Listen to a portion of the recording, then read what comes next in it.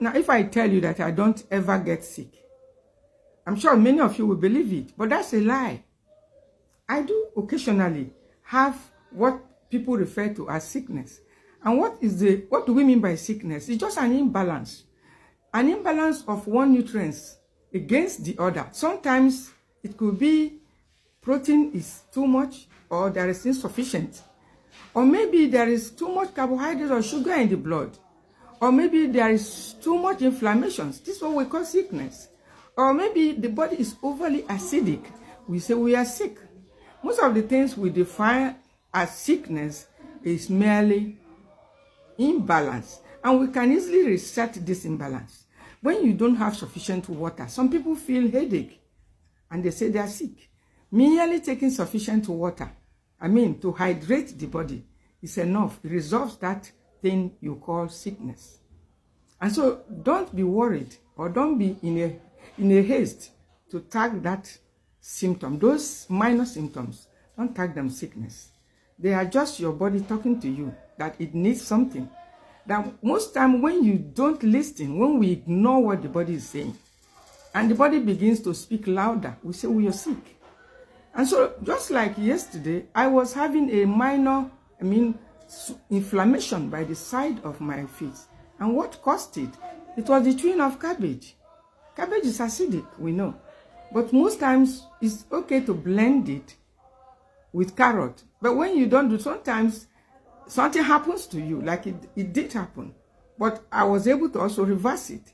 I just had to prepare a herbal drink, making up of some anti-inflammatories, and then took it twice in order to reverse it and to stop further inflammation, because inflammation is the feeder of most diseases.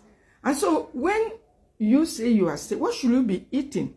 What exactly should you be eating in order to reverse that condition? It's firstly important to find out the cause of that disease, where you began to feed the disease, what you call sickness. You are the one feeding it. And then if you can withdraw the food from the disease will naturally die. And so that thing you are calling sickness, find out the cause of that imbalance. If it's too much acid in the body, stop the acidic foods. If it's inflammations, then stop the inflammatory foods. If it's lack of protein, then beef up your protein intake, because protein is the building block. If it's too much of processed foods, sugars, reduce it. If you're not exercising, then include exercising. If you are not observing water therapy, you better start it immediately, because water enough, that singular decision can reverse a host of ailments, over 70%, if I'm not mistaken. Merely the inclusion of water therapy, what I call water therapy, a simple way to take water, for the purpose of healing diseases. It can reverse a host of diseases. And so find out the cause of that ailment, that thing you call sickness. And then what are the things you should be eating when you say you are sick? Well, immediately you discover that you're sluggish, you're feeling cold, you're experiencing an imbalance, you need to find out. Immediately you discover it, then stick out to stop that imbalance. Restore that imbalance, and you will just be fine. For instance, if you're feeling cold, stop the carbohydrates. Stop those food that cause blockage. Those food that are difficult to digest, that will not allow blood circulation, that will stop the cells from getting oxygen. Stop those food and bring in foods like fluids. You can make soursop tea, guava tea. You can combine with mango leaves. It's what I took it yesterday, as a matter of fact. When you suspect inflammations, you can put these things together, boil it, and drink. You don't have to ask me how many cups. Moderately, just half a cup. Drink it, and it will reduce a lot of inflammations. There are so many of them that you can't see. And so if you include more fluids and stay off the high-calorie foods, you could just be healed. The disease could just reverse. If you take out those acidic foods, like too much meat, those foods that are difficult to digest, those gas-forming food, that some foods are good, but they are gas-forming. I tell you, foods like yam, it's a gas-forming food. I tell people, some people say they are coughing, so you are coughing or experiencing things like that. You don't have to eat foods like that, because it's going to trigger it the more. And so you need to stop the exact food that is feeding that disease and restore your balance internally. Once you do that, you are just good to go. That is all we call sickness. And so I can't come out here and tell you that I don't ever get sick. That's a big lie. I don't fall sick to the point of going to hospital. I don't get sick to the point of lying down and feeling feverish. I don't fall sick to the point of going for over-the-counter medications. But I do experience imbalance from time to time. And what do? I try to restore it. That's exactly what I want you to do. Instead of just saying you are sick. If you're experiencing excessive gas, for instance, in your tummy, what do? There are foods that can help you eliminate gas. Foods like mint tea. There are several other, even this ginger tea is also good at it. There are several infusions that you can take that can help to, flush out the gas. Most diseases, most gut-related problems, they start with gas. And you stop those foods that create gas.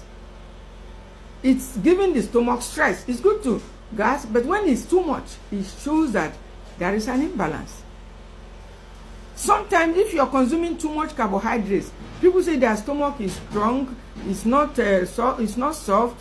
It's too much starch can cause that, even in little children. Because protein is a building block.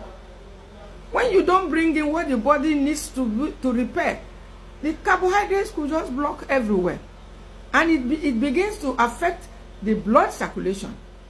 And when that comes in, other ailments, inflammations begin to show up. And so let's begin to include infusions. If you suspect it's fever, your before you start running temperature, going for medication, stay off the solid food, all those trans fats, oil, processed food. Keep them off for a while and go natural. Infusions. Stay off caffeine if you are experiencing fever or your belly is strong. Your belly is not free. Stay off caffeine. It can dry out oxygen from the cells.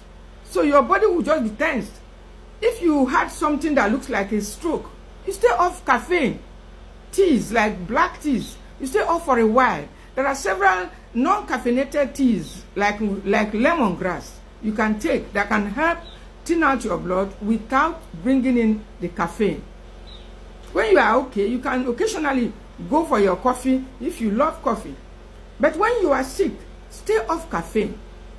Stay off too much spice. Stay off animal protein. Stay off processed foods, bread, biscuits.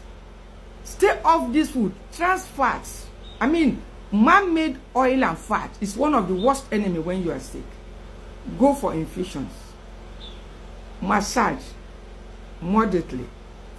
Take a break from solid foods. Give your belly a break. You won't die if you don't eat for a day or for several hours. Nothing will happen. Your body will just rest. But ensure you are bringing in fluids.